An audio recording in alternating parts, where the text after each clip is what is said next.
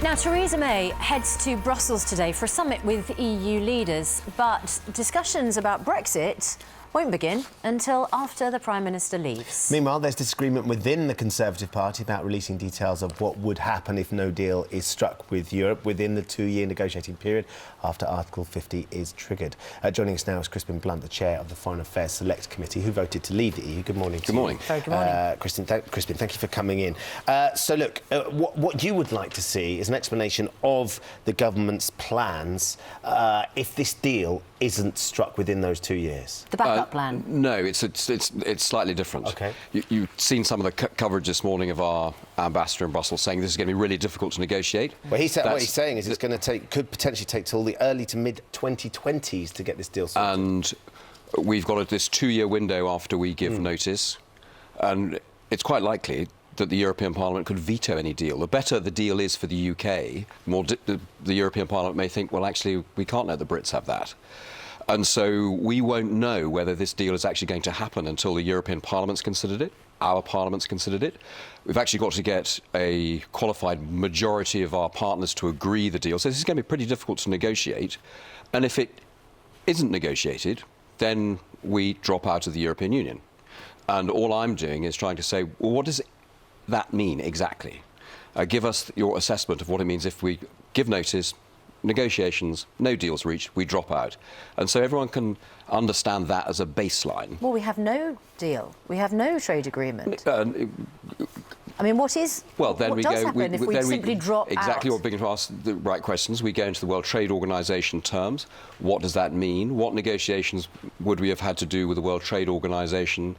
And what I want to do is really provide a service to businesses. Every institution is going to have to aim off for what happens if there is no deal.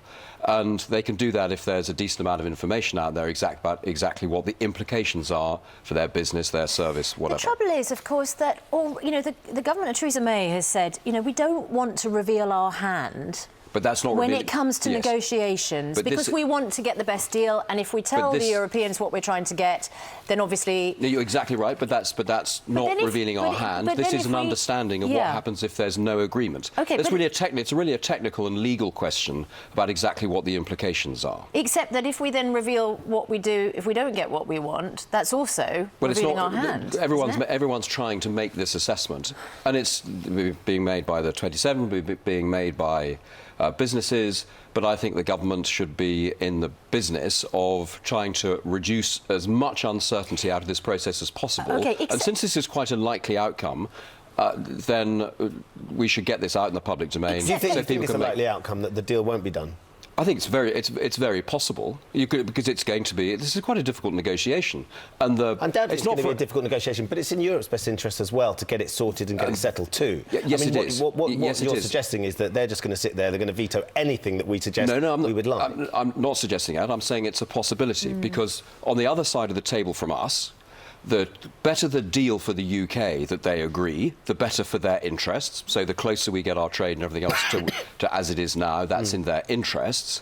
But of course, it's not in their political interest. So they've got to play politics against interest because they're going, if the Brits get a really good deal, then everyone may want some of this. And so that would then send a signal to people who want to leave the European Union and other countries, look, hey, you can get a really good deal.